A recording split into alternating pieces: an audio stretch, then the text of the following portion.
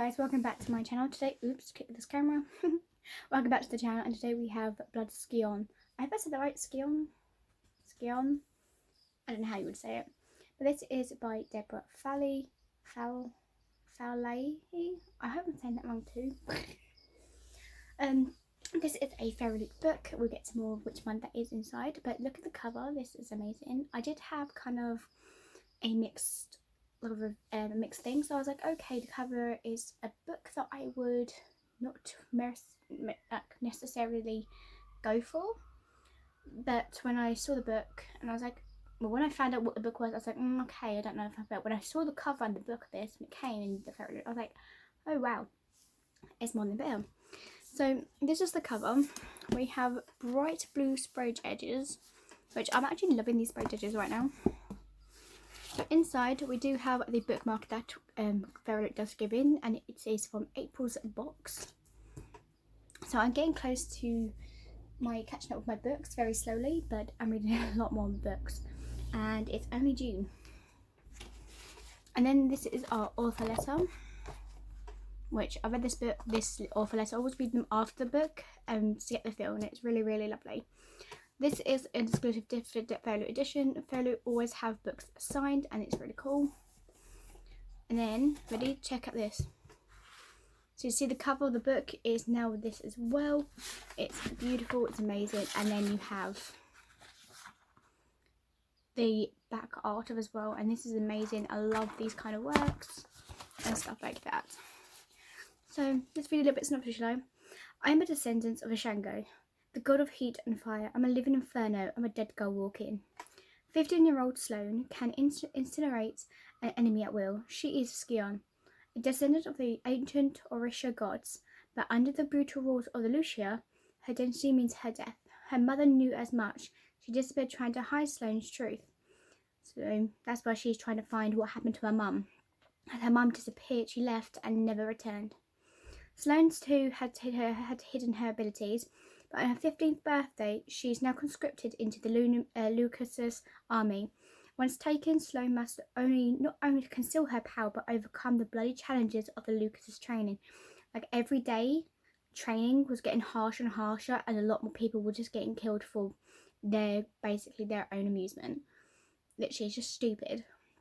But if you can infiltrate the Lucas's and can destroy her enemies, the people who think of her less than a human, the overlords responsible for her mother's disappearance, Sloane rises through the ranks and gains strength, but in to do so risks something greater, losing herself entirely and becoming the very monster she abhors. So let's go to some of these pages. It's only two of them that I kind of got into the role of the book. As I was going through the book, I was like, okay, I want to put the book down for a second because I have mixed feelings about it at first. And then I just got, I was like, I'm just going to smash this book out. Done. So on this page 21, I got is, they didn't give us a chance to leave. They murdered us and ruined us. That's literally their line. Because I'll tell you more of that in a minute. And then we have, it is where the children like you come to die and reborn as murderers. It's basically what this camp is like. So at the beginning of the first chapter, I put it down for a second because I was like, wait, I don't believe that.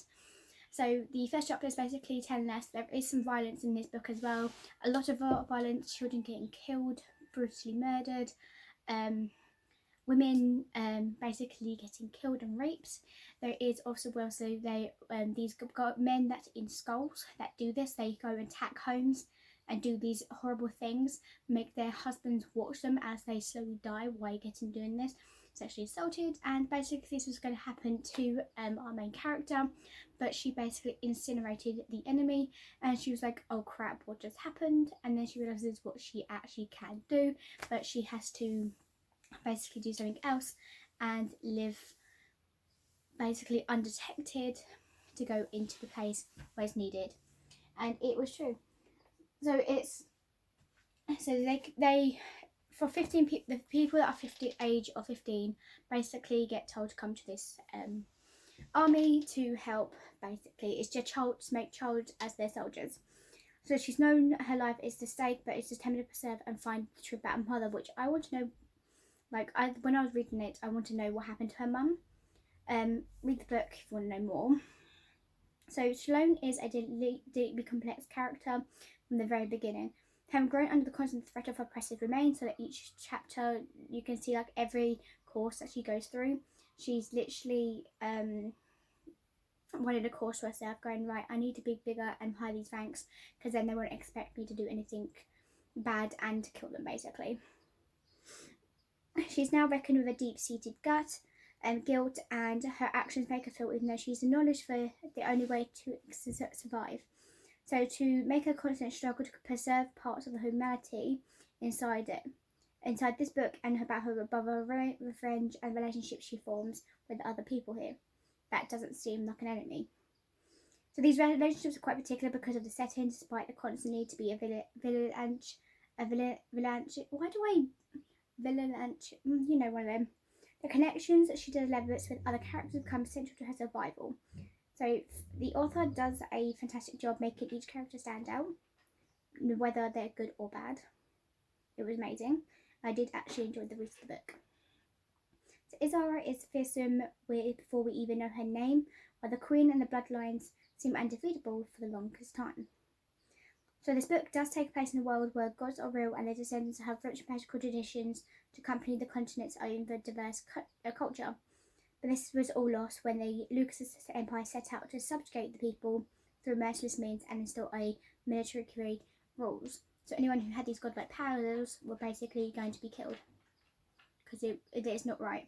So she hid her powers and then used her powers when it was needed.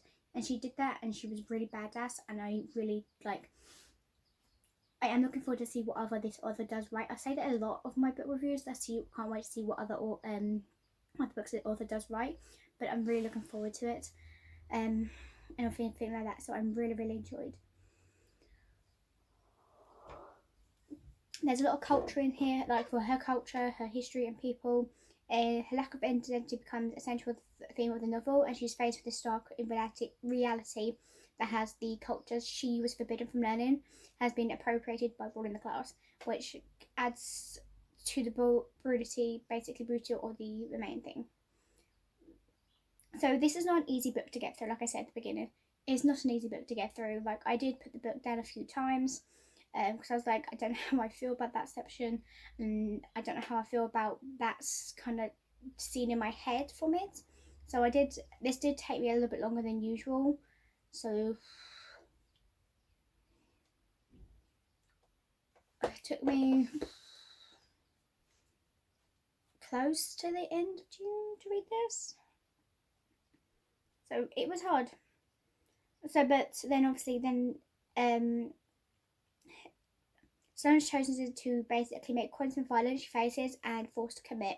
So she does that and commits to who she really is. And I think that from the character base for that, she is proven that no matter how strong or powerful you can be, you can always use that power for good. You know, like, you're not using that power for something that's going to destroy someone. It does make you, like I said, it does make sure you include trigger warnings for these, because this was a massive trigger warning in them. Like I said earlier on, there's a lot of things in them. Overall, I really did like the book. It kept me hooked despite the hard nature of its theme. The story was incredibly engaging, where the characters were memorable and writing brought everything together. So I can hardly wait to continue this series, and I hope to see much more for this book from this author, because I'm super excited to see what she brings out. Actually, I need to have a look at what else she's bringing out. That reminds me, so my next book is going to be the Hotel Magnifico. I can't say the word, but you know, peace out, guys. Oh, before I actually peace out, I thought to say that I'm going to try and remind myself each time that I didn't realise how to do it, but I've now known how to do it, because I've watched other YouTubers have their Amazon wishlist down below. So I have finally added mine up down there. So if you want to go and check out my wishlist, go to it and see what you have a connection. Thank you, bye.